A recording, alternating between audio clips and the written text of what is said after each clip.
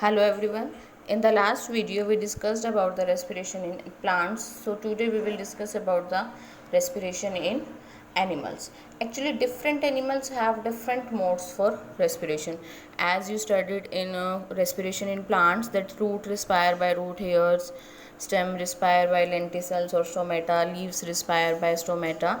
So in animals also, every animal has different organ for respiration. So let's see the different type of respiratory organ. First is the cell membrane. Cell membrane is the respiratory organ of unicellular animals like amoeba and planaria. In that animals, in unicellular animals, no specified organs for respiration, ingestion, etc. are present. So cell membrane is only the mode of respiration.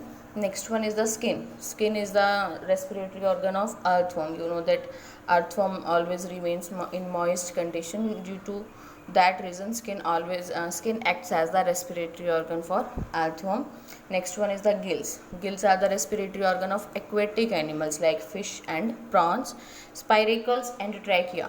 These are the respiratory organ of insects like grasshopper and cockroach. And lungs. Finally, lungs are the respiratory organ of land animals like humans and birds.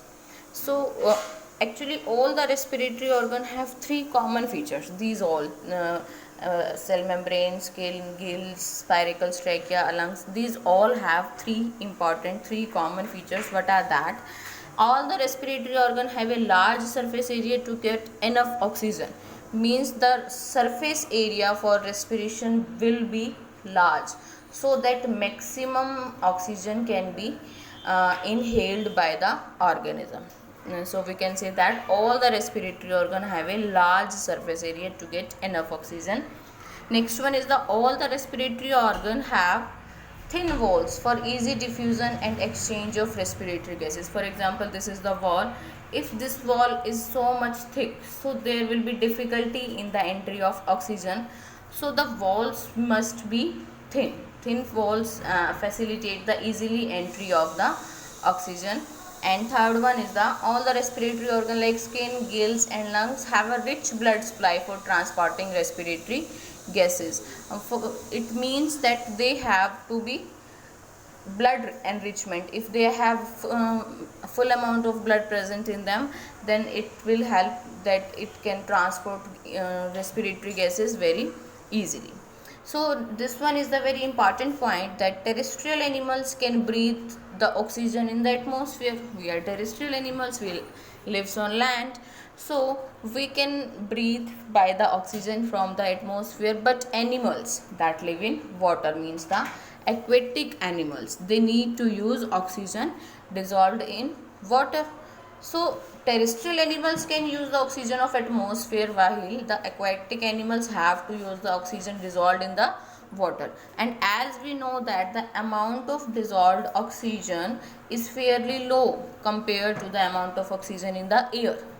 Point to be noted here, that the amount of dissolved oxygen is fairly low as compared to the oxygen present in the air. So the rate of breathing in aquatic organism is much faster than in the terrestrial organism for the completion of the requirement of oxygen. Again see it, the amount of dissolved oxygen in the water is very low as compared to the amount of oxygen in the air. That's why the rate of breathing in aquatic organism is much faster in that than that of terrestrial organism. This question is very much important from the board point of view also. So let us start with the respiration in different type of animal. First is the amoeba. Respiration in amoeba. As you know that amoeba is a single celled unicellular animal. So cell membrane is only the mode of respiration in case of amoeba. Amoeba depends on simple diffusion of gases from breathing. For breathing, actually this is the amoeba for example. So it has no any respiratory organ, due to which the cell membrane, it acts as the respiratory organ for the amoeba. From this cell membrane, oxygen enters into the cell, and from this membrane also carbon dioxide goes out of the cell. So in this case we can say that this cell membrane has a very large surface area to complete the oxygen requirement. And the exchange of gases completely depends on the diffusion means when the concentration of oxygen is high outside and low inside, then oxygen enters into the cell. And when the concentration of carbon dioxide is high inside, then carbon dioxide goes out. Means it completely depends on the diffusion, means movement of gases from high concentration to low concentration. Amoeba lives in water and the water has oxygen dissolved in it. The oxygen from water diffuses into the body through its cell membrane. Since the amoeba is very small in size, so the oxygen spreads quickly into the whole body of amoeba. Due to small size, the whole oxygen can be transported to the body of amoeba. This oxygen is used for respiration inside the amoeba cell, and the process of respiration produces carbon dioxide gas continuously, and this carbon dioxide gas again diffuses out through the membrane of amoeba into the surrounding water. As I told you in this diagram, that oxygen diffuse into the amoeba and carbon dioxide diffuse out through the cell membrane. So this is the process of respiration in amoeba. Now let's come to the respiration in earthworm. As I told you that in earthworm, moist skin is the organ of respiration. So the earthworm exchange the gases through its skin. The earthworm absorb the oxygen is needed for respiration through its moist skin. You can see in this diagram, this is the earthworm.